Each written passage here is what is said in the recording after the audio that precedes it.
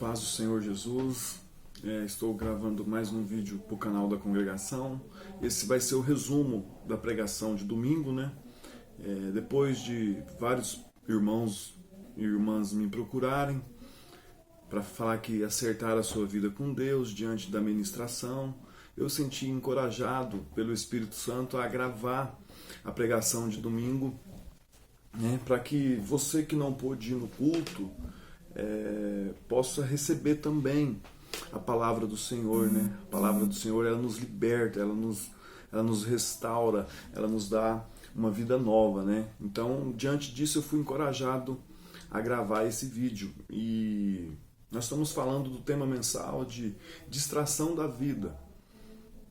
E nesse domingo falamos de vícios e pecado. Será que vícios e pecado têm nos distraído, têm nos tirado o foco, né, da presença de Jesus? Então eu quero falar com você a respeito disso.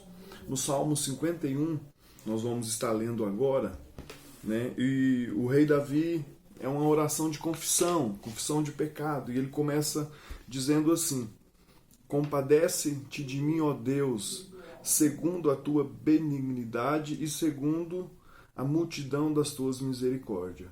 Apaga as minhas transgressões, lava-me completamente da minha iniquidade e purifica-me do meu pecado. Pois eu conheço as minhas transgressões e o meu pecado está sempre diante de mim.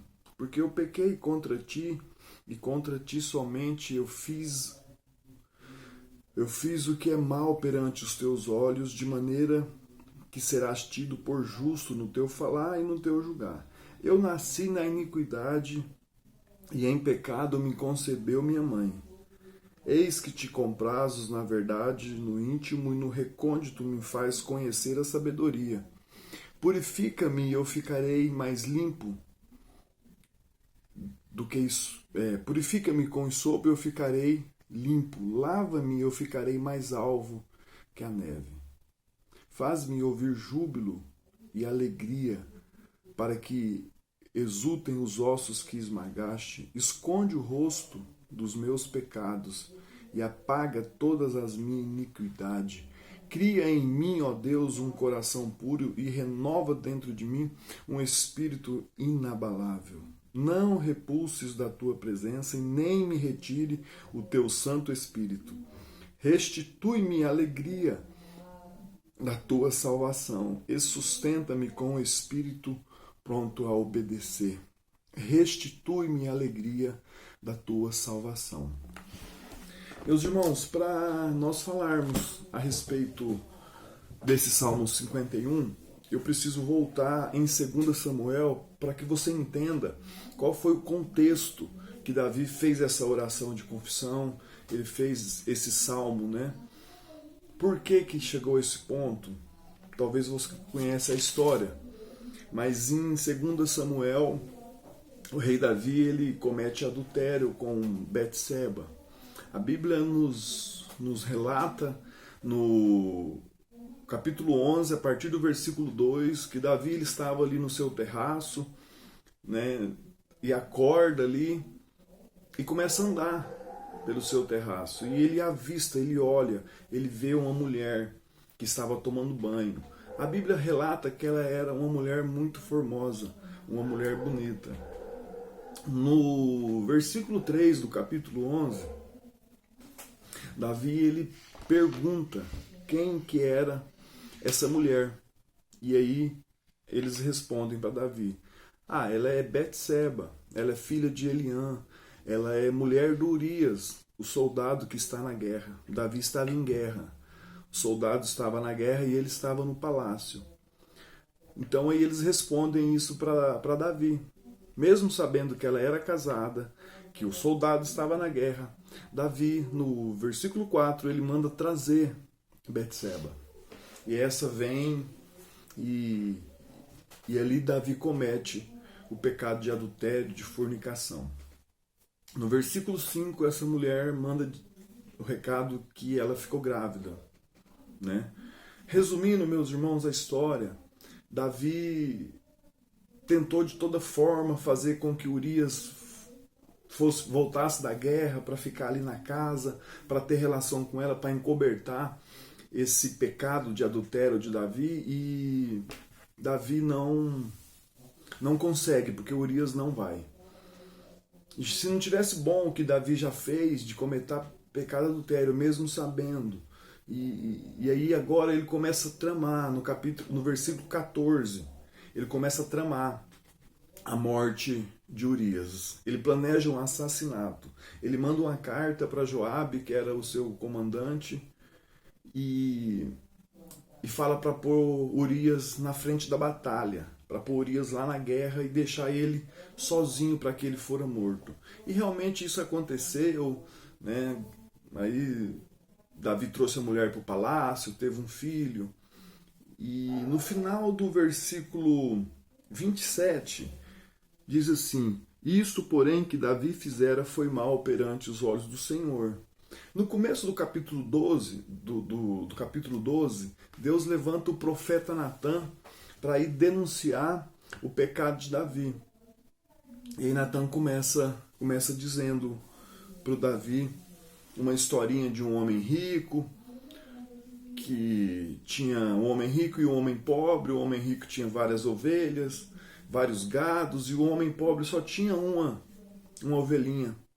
E passando um viajante para hospedar-se na casa do homem rico, em vez dele pegar o alimento para fazer a janta ali, para preparar a comida dos seus bens, que ele tinha vários, ele pegou essa única ovelhinha desse homem pobre. Então, Davi, no versículo 5 do capítulo 12, ele se enfurece com a história. Ele se enfurece com esse homem rico e diz que esse homem teria que morrer, porque ele fez isso. E aí no versículo 7, o profeta Natã diz para ele assim, do capítulo 12, versículo 7 do capítulo 12. Então disse Natã a Davi: tu és o homem, tu és esse homem rico. Assim diz o Senhor, Deus de Israel: eu te ungi a rei sobre Israel. E ele vai falando que deu a casa, né, a casa de Saul, deu as mulheres de Saul, deu os bens, deu tudo para ele. E se isso não fora pouco, eu teria te dado mais e mais coisas. No versículo 9 ele diz assim: porque tu desprezaste a palavra do Senhor, fazendo o que era mal perante ele. Então, aí Urias vai falando o que ele fez, que ele mandou matar Urias, que ele ficou com a mulher de Urias. E no versículo 13 do capítulo 12, o rei Davi, ele cai em si, ele viu o tamanho do seu pecado, e aí ele diz assim: disse Davi a Natã: pequei contra o Senhor. Davi entende a gravidade do seu pecado. Então, meus irmãos, é nesse contexto aqui que Davi, ele escreve o Salmo 51. Ele faz essa oração de confissão de arrependimento, aquilo ali que ele se arrependeu de verdade. E o primeiro ponto que eu quero falar com você é como vencer o pecado. Davi, ele acaba com a sua vida.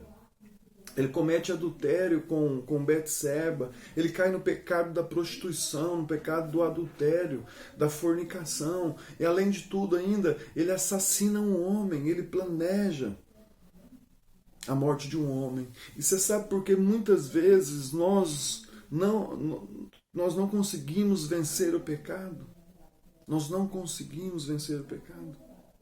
Porque, meus irmãos, o mundo entra de tal maneira na nossa vida, às vezes está enraizado nas nossas vidas esse conceito do mundo, que nós achamos normal. Muita gente não aceita falar de pecado. Prefere falar que é um problema, que é uma deficiência, que é não sei o quê. Não, meus irmãos, pecado é pecado. E pecado ele tem que ser tratado. Precisa ser perdoado por Deus. Então, por isso, muitas vezes, tem gente achando que pecado ele é normal. Pecado de imoralidade, de prostituição, de pornografia. Pecado de masturbação, de vícios, de avareza, amor ao dinheiro. Soberba, cobiça, ódio, vingança. Tem muita gente cheia desses pecados e acha que é normal, porque todo mundo tem. Mas não é normal. Eu acredito que você está lutando contra o pecado. mas você não está conseguindo vencer. E aí não tem vontade de vir no culto, não tem vontade de ir na reunião de oração, não tem prazer na leitura bíblica, não tem prazer na vida cristã. E vive nesse emaranhado de pecado. Sabe como vencer o pecado? Você está lutando com unhas e dentes para vencer o pecado e não consegue. Mesmo seguindo as ordens bíblicas, você não está tendo vitória nessa área. Em Gálatas 5:24 diz: os que pertencem a Cristo crucifiquem a carne com as suas paixões e os seus desejos. Você tenta mortificar a sua carne, você ora para não entrar em tentação, você ora para vencer o pecado, mas continua caindo. Em Mateus 26:41 diz: vigiem e orem para que não caiam em tentação. O espírito está pronto, mas a carne é fraca. Você vigia, você ora, mas segue pecando. Você luta contra o pecado, você não vence. Sabe por quê? Porque o pecado que você está caindo não é a doença. É o sintoma da doença. Não adianta você lutar contra o sintoma, você tem que tratar a doença. Nós precisamos, meus irmãos, ir na raiz do pecado. Lutar contra aquilo que é a essência mesmo, o porquê do pecado. O rei Davi diz isso no Salmo 51. Se você notar, o rei Davi, na sua confissão, hora nenhuma ele cita prostituição ou adultério, que é o pecado dele. O pecado dele foi esse. O sintoma do pecado foi esse. Mas ele não cita. Porque é sintoma. Então ele não cita: Senhor, me perdoa porque eu adulterei, me perdoa porque eu pequei, me perdoa porque eu caí no pecado da prostituição. Ele não fala isso porque isso é o sintoma. Algo antes já aconteceu para que ele chegasse a esse ponto. E nós vamos descobrir qual que é a doença. Ele cita a doença. Ele cita a doença no Salmo 51. E no versículo 12 ele diz: torna-me em dar alegria da tua salvação. E essa é a doença de Davi. Ele já tinha perdido a alegria da sua salvação. E quantos, meus irmãos, têm perdido a alegria da salvação? Ele diz: torna-me em dar alegria da tua salvação. O pecado da imoralidade, ele vem pelos olhos. Todos os pecados vêm pelos olhos, a maioria deles. Em 1 João diz assim, 1 João 2,16: porque tudo que há no mundo, há concupiscência da carne, há concupiscência dos olhos e a soberba da vida. Não é do Pai, mas é do mundo. O que você tem visto? O que você tem olhado? Cuidado com a sua visão. Davi, ele olhou a mulher, ele desejou, ele trouxe e consumiu o pecado. Então, cuidado com os seus olhos, com o que você tem visto. Significado de concupiscência, meus irmãos, é ambição, desejo desmedido por bens ou por coisas sensuais, ganância por poder, dinheiro, desejo por satisfação sexual, anseios pelos prazeres sexuais, desejo sexual exagerado. Então, tudo que há no mundo, há concupiscência. Não é do Pai, mas é do mundo. A Bíblia diz que onde está o seu tesouro, aí também está o seu coração. Como você pode saber onde está o seu tesouro? Ou preencher a totalidade? É aquilo que preenche a totalidade do seu coração. Aí está o seu tesouro. No Sermão do Monte diz assim, em Mateus 6, 19 ao 23, não acumulem para vocês tesouro na terra, aonde a traça e a ferrugem destrói, onde os ladrões arrombam e furtam, mas acumulem para vocês tesouros no céu, aonde a traça e a ferrugem não destrói, e onde os ladrões não arrombam e não furtam. Pois onde estiver o seu tesouro, aí também está o seu coração. Os olhos são a candeia do corpo. Se os seus olhos forem bons, todo o seu corpo será cheio de luz. Mas se os seus olhos foram maus, todo o seu corpo será cheio de trevas. Portanto, se a luz que está dentro de você são trevas, que tremendas trevas. Mas, meus irmãos, olha só, se os seus olhos foram bons, o que você tem visto? Coisas boas. Se os seus olhos forem bons, todo o seu corpo será cheio de luz. Mas se os seus olhos, se você estiver vendo coisa ruim, toda a sua volta será cheio de trevas. Então, nós precisamos entender isso nessa noite. Onde está o seu coração? Aí está o seu tesouro. Como saber onde está o meu tesouro? E como eu sei onde estão os tesouros? Onde é que os meus olhos estão fixos? Ali mostra o meu tesouro. É uma parábola que diz que Jesus, ele é a pérola de grande valor. Jesus é o tesouro escondido. Sabe qual foi a causa de Davi? Os olhos de Davi não estavam mais em Cristo. Os olhos de Davi estavam na pornografia, no adultério, na avareza, no dinheiro. Estava nas drogas, estava na vaidade, o coração de Davi estava em Betseba. Qual é a sua Betseba? O que tem te tirado o foco? Qual vício?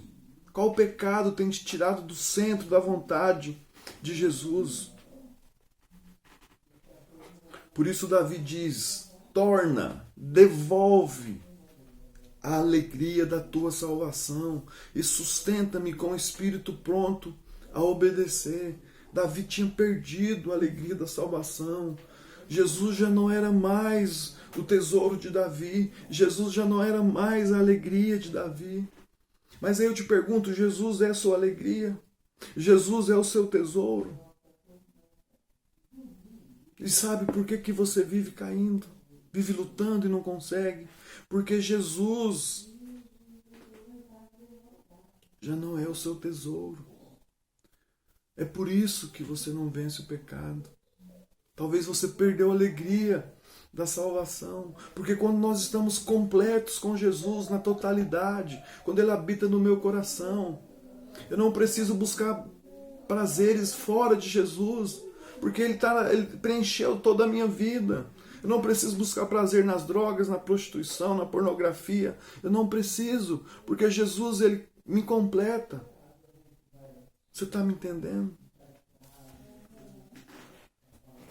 Aquele que está em Cristo não precisa pedir para ler a Bíblia, não precisa pedir para orar, não precisa pedir para ir no culto, que Ele é o primeiro a chegar. Porque não precisa mandar? Porque Cristo está aqui dentro, e quando Cristo está aqui dentro, é o Espírito Santo que governa, é o Espírito Santo que comanda. Se nós pegarmos alguém que está vivendo em pecado da pornografia, vou dar um exemplo, e quebrar o celular, isso não vai tirar o pecado dele. Sabe por quê? Porque Cristo já não habita mais lá nele. Eu não estou falando de perder a salvação, eu estou falando de que o Espírito Santo está apagado. O Espírito Santo está apagado. Precisamos voltar a Jesus urgente, meus irmãos. Urgente.